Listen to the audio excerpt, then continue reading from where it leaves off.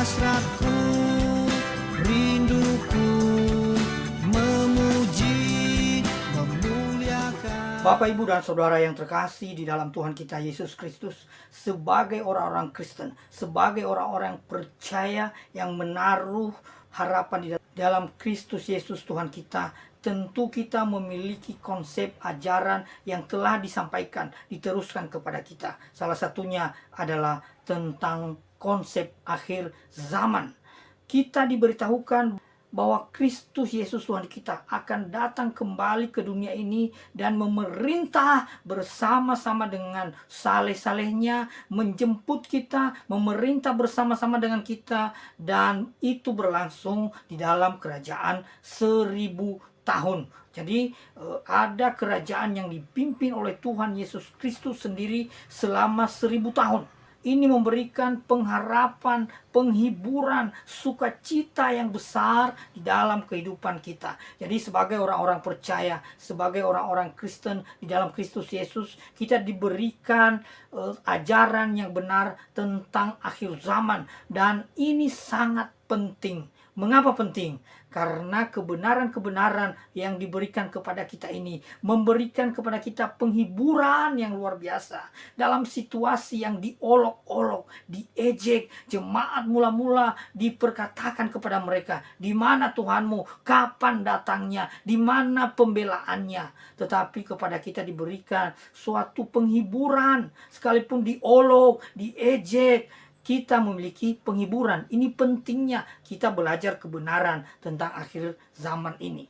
Lalu kemudian juga pentingnya memberikan sukacita yang meluap, yang sangat-sangat besar dalam hati kita. Sehingga dalam situasi yang sulit, dalam situasi yang bergumul tentang kehidupan ini, melawan orang-orang yang tidak menyukai kita, bergumul dalam kebutuhan sehari-hari, bergumul untuk anak-anak, untuk bahkan cicilan-cicilan tiap bulan. Tetapi ada sukacita. Mengapa? Karena kita tahu kebenaran kerajaan 1000 tahun.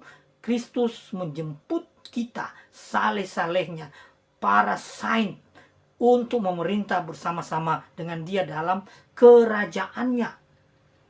Lalu kemudian juga kebenaran dalam pengharapan ini, dengan sukacita ini akan mengobarkan, memanaskan, memberikan gairah dalam hidup kita, dalam hati kita, untuk terus beribadah, untuk terus melayani Tuhan, untuk terus memberitakan firman, untuk terus menyatakan firman Tuhan, menginjil orang-orang yang belum kenal kepada Tuhan Yesus Kristus. Ini jadi ada tiga. Jadi ada tiga hal besar yang kita peroleh dengan belajar mengetahui kebenaran tentang akhir zaman. Yang pertama adalah penghiburan yang luar biasa. Yang kedua adalah sukacita yang besar. Dan yang ketiga adalah pengobaran api dalam hati kita untuk terus memuji, memuliakan Tuhan, memuji Dia seumur hidup kita. Ya, kita memiliki pengharapan yang besar. Akan tetapi konsep kerajaan 1000 tahun ini memiliki perbedaan-perbedaan di antara kita orang-orang percaya, di antara gereja-gereja. Setidaknya ada 3 konsep yang berbeda. Konsep pandangan tentang kerajaan 1000 tahun yang dipimpin oleh Tuhan Yesus Kristus. Kerajaan 1000 tahun yang dipimpin oleh Tuhan Yesus Kristus dikenal dengan istilah milenium atau milenial, karena 1000 tahun itu adalah satu milenium, satu milenial. Maka disebutkan sebagai kerajaan milenial. Artinya kerajaan 1000 tahun.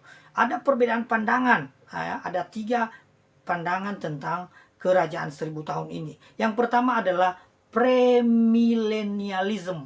Jadi konsep teologi yang mengatakan bahwa Kristus akan datang ke bumi sebelum dilangsungkannya kerajaan 1000 tahun di bumi ini secara sungguh-sungguh nyata, secara benar-benar nyata. Ya, ayatnya ada di dalam Wahyu pasal yang ke-20 ayat yang ke-4, demikian firman Tuhan.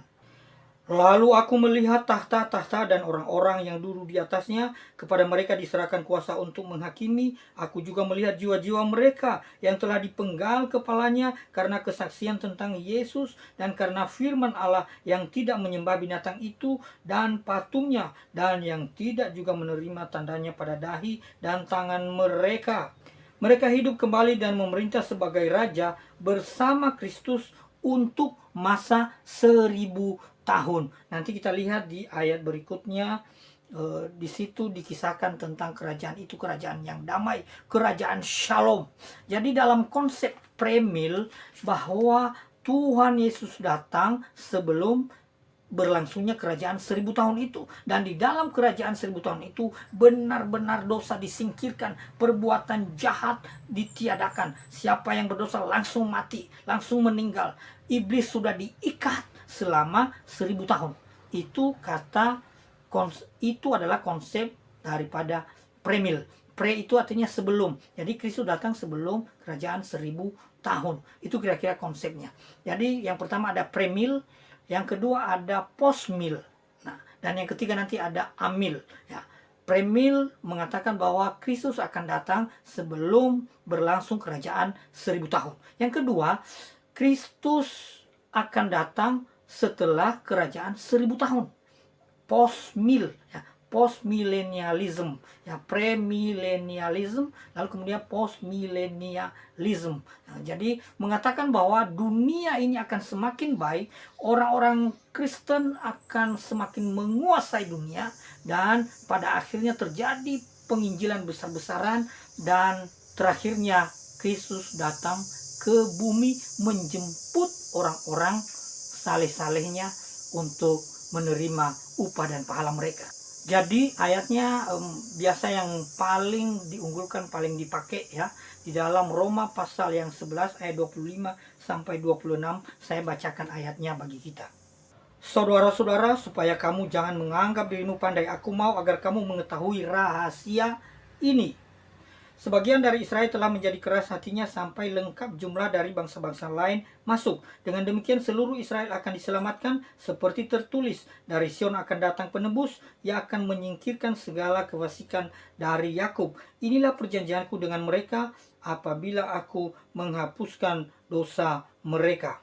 Jadi pandangan orang-orang dengan konsep postmillennialism berkata bahwa dunia ini akan semakin baik, orang-orang Kristen akan semakin menguasai semua hal-hal yang baik untuk kebaikan dunia ini, ya, termasuk juga Israel, yang pada akhirnya terjadi pertobatan massal sampai genap orang-orang yang harus diselamatkan itu. Lalu kemudian Kristus datang yang kedua kali. Kira-kira itu konsepnya. Yang pertama tadi, Kristus datang sebelum kerajaan 1000 tahun. Yang kedua, Kristus datang setelah kerajaan 1000 tahun. Maka premil dengan postmil. Nah, jadi postmil sendiri menganggap bahwa 1000 tahun itu bukan 1000 tahun benaran. Dan kerajaan yang dimaksud itu berlangsung dari kurang baik menjadi baik, semakin berkuasa, semakin baik, dan semakin sempurna pada akhirnya. Tetapi ada konsep yang ketiga, yaitu amillennialism. Amillennialism ini tidak menerima konsep kerajaan 1000 tahun secara nyata, secara harafiah terjadi di bumi ini. Ya, jadi sebenarnya amil itu bukan istilah yang cocok buat kaum ini sebenarnya. Tetapi konsep ini sudah diterima di banyak gereja-gereja, dan mereka disebut sebagai kaum amil, yaitu kaum yang percaya bahwa yang disebut dengan kerajaan Allah itu adalah simbolis yang mana saat ini sedang terjadi. Jadi kerajaan 1000 tahun itu adalah di mana Tuhan Yesus memerintah secara rohani, secara simbolis, antara kedatangannya yang pertama sampai kedatangannya yang kedua. Jadi bukan 1000 tahun secara harafiah, tetapi dalam pengertian yang simbolis untuk masa yang panjang. Jadi dalam konsep ini dikatakan bahwa saat ini sendiri pun Kristus memerintah secara rohani. Jadi itulah maksudnya kerajaan 1000 tahun, ya, memerintah secara rohani, dan ini terjadi kedatangan Tuhan sebagai peristiwa yang tunggal, ya. Di dalam Lukas 17 ayat 21 maupun Matius pasal 12 ayat yang ke-28 disebutkan di situ bahwa kerajaan Allah itu sedang bekerja, sudah hadir di antara kita. Saya akan bacakan ayatnya bagi kita.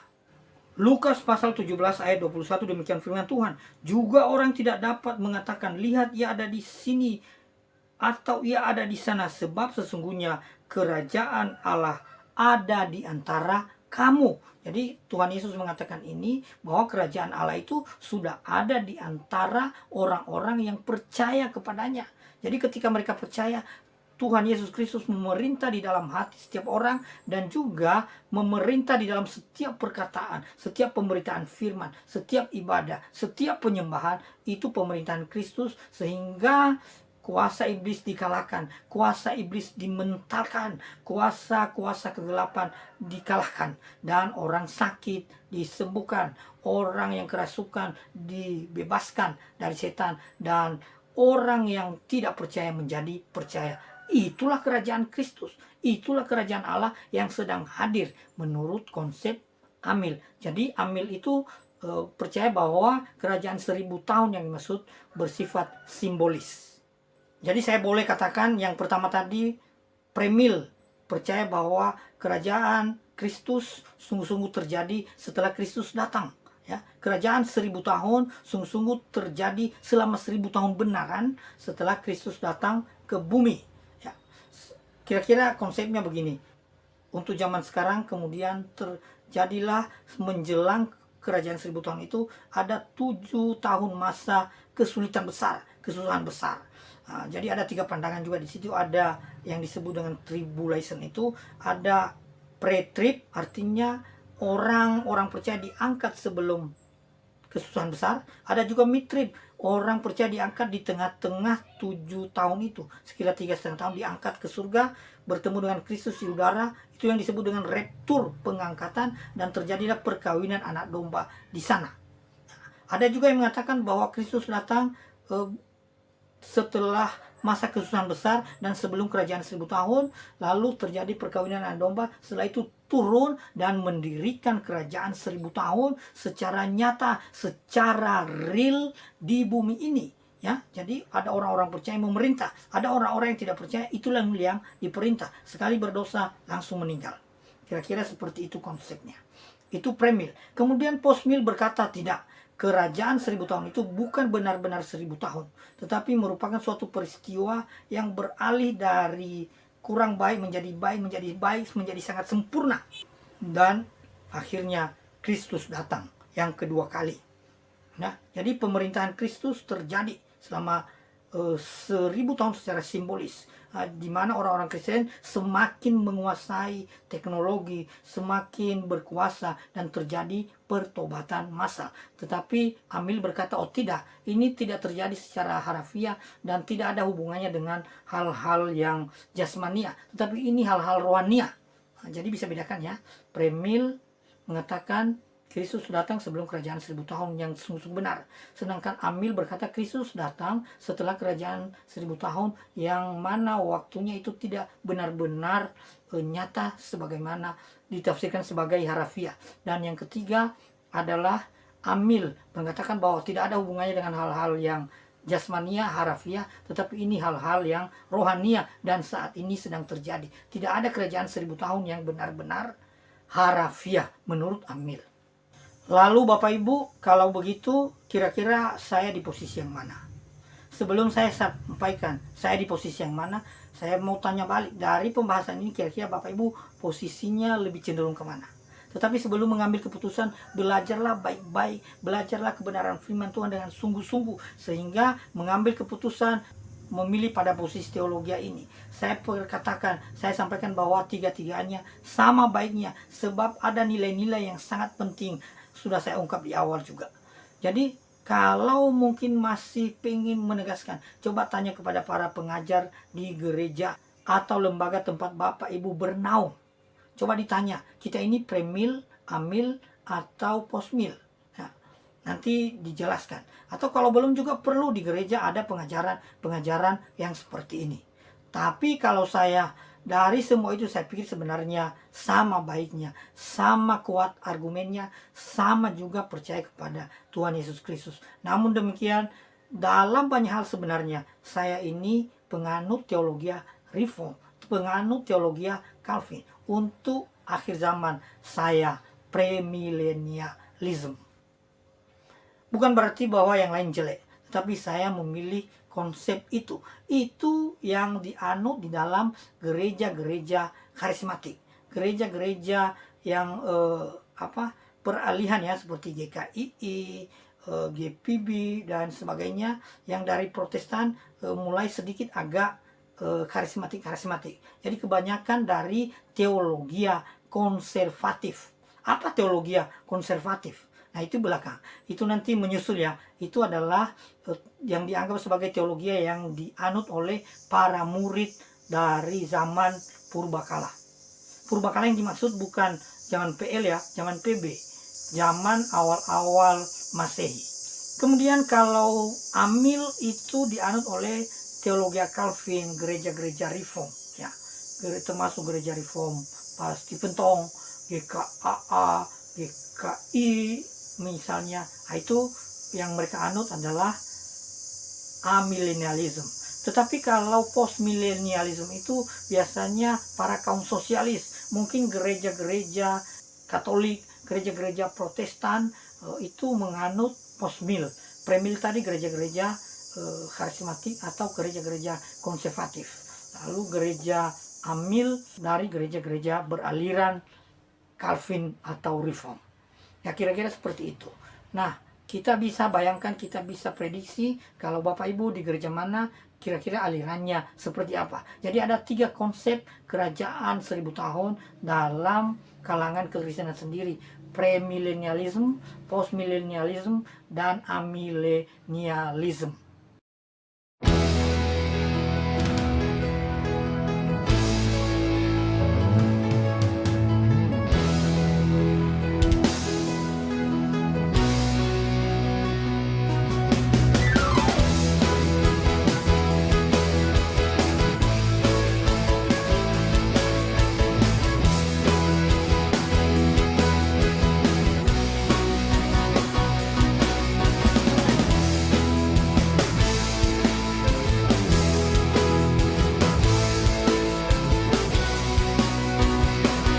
Alangkah dalamnya kekayaan hikmat pengertian Allah kita,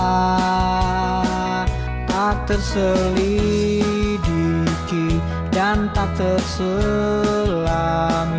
keputusan dan jalannya dari Dia, oleh Dia, kepada Dia, baginya lah kemuliaan selamanya. Haleluya, puji Dia, segalanya disiapkannya dalam rencana terindah. Alangkah dalamnya kekayaan hikmat pengertian Allah kita, tak terselidiki dan tak terselami keputusan